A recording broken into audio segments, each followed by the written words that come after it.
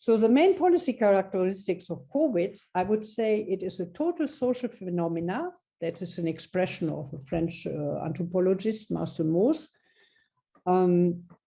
It means it concerns and disturbs everything in social life, from family life to work, from economy to psychology. You know, now we have all the studies about the psychological burden and suffering COVID caused to people and in families. And you know, many women have had a very bad time. Aggression against women in their families has become a big problem with the stay-at-home policy, especially when people have very small lodgings, violent husbands.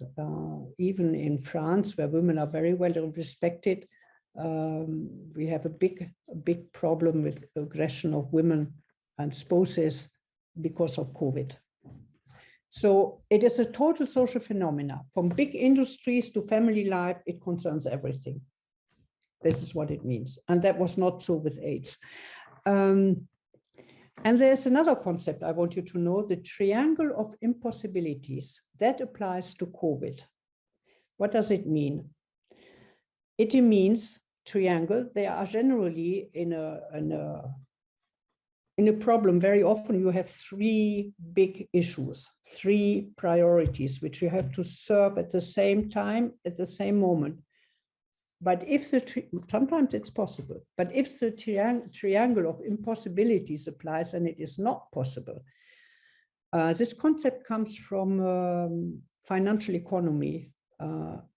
It was something about which doesn't work at the capital market. You can only have one solution out of the three, maybe a little bit of the second one, but you can't have the three.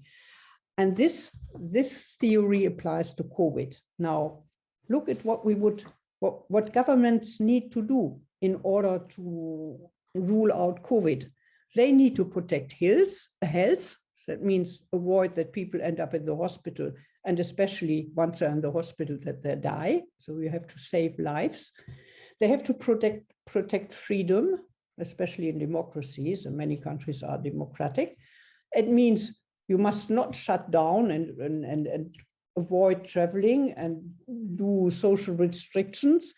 You must avoid compulsory vaccinations, or you have to protect the freedom of the people to do what they want. And you have to protect the economy. That means maintain full activities and full income for everybody. Now, what you know about COVID is sufficient to understand that no government in the world is able to deliver these three priorities fully and at the same time. And that means we have a triangle of impossibilities. This theory applies to COVID, although it was not made for public health, it was made for some financial tools. But no government in the world can deliver protecting the health at all issues, protecting full freedom and protecting fully the economy. That's impossible. So if you can't fulfill these three aims at the same time and rapidly, then people become very angry and are not happy, and they will protest. They will make demonstrations in the street because there are not enough hospital beds, or because they don't want to have shutdown, they want their freedom, or they want to have to go to work and not to stop and sit at home with a computer. So this is very dangerous for governments. Governments will be confronted with popular anger because they can't deliver these three things at the same time and fully. And it's normal that they can't, because there is a triangle of impossibilities. Okay, I hope you understood. So what is the solution when you have such a problem about triangle of impossibilities? But you must do a very intelligent, realistic policy timing. Take the things one after the other. That means priority setting for the majority. Maybe follow a little bit your majority. People accept more or less restriction of freedom because they accept that government may come into your private life and tell you cannot travel for skiing holidays because we have an epidemic. So priority setting for the majority, or in another country, they want the economy to go and they don't care so much about infection. So you will have to do priority setting according to, you know, somewhere between your majority and then the maybe governing and restricting the epidemic, somehow in between, without forgetting the minorities. So not only your majority, but you know, you must not forget, let's say, the people who got contaminated and they need the hospital care. They don't need, when they're contaminated and can't breathe anymore, they don't need economy, they need a respirator. So you have to find a generational equilibrium for the restrictions. Let's say we had a lot of talk in our countries here in Europe about the young people can't go out and enjoy their youth because we have to protect the old people from COVID contamination. And this is a generational injustice. So we should lift the restrictions that the young people can live their life and not care so much about the old people, let them stay at home and take their mask, and the old people should stay at home and not go out. So the government has to find some equilibrium between all this. So goal setting, for instance, could be this. You know, this is to help the government to get out of this triangle of impossibilities. You have to set goals, let's say, first of all, for emergency. The emergency may be saving lives, to get the respirators into the hospitals and get masks for everybody. That may be the priority immediately for the next 3 weeks. Then you have to set priorities for the short term. That means maybe the next 2 or 3 or 6 months, which should maybe be, how can I slow down infection? It's mask. You know, here I have to get the respirators to the hospitals.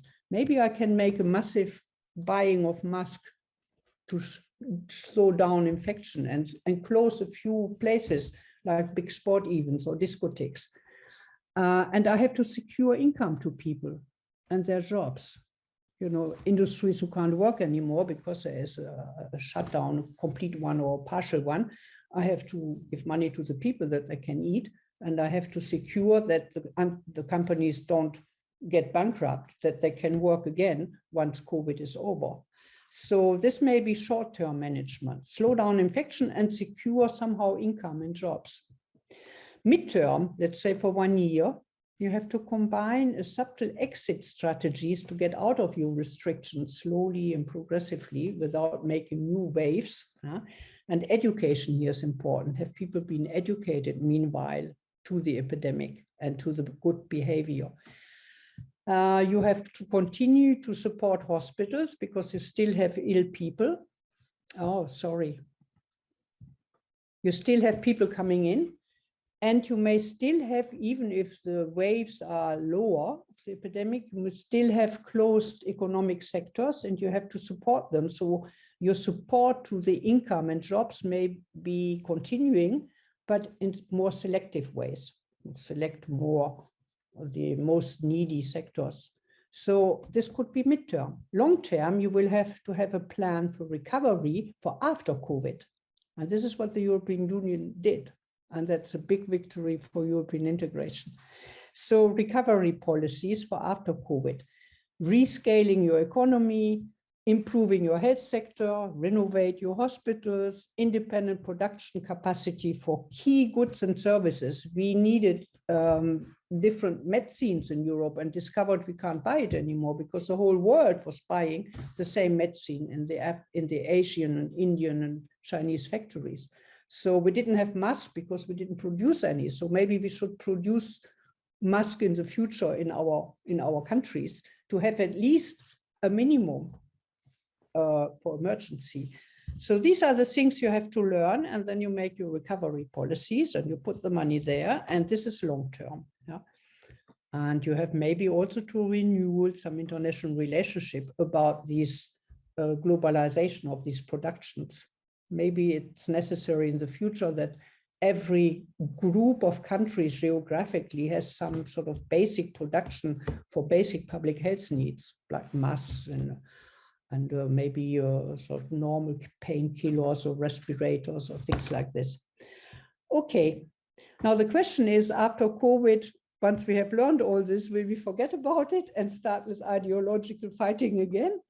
or will we have learned something? So preparedness must be realistic. The problem is we only learn from past crises. We don't learn from the future one.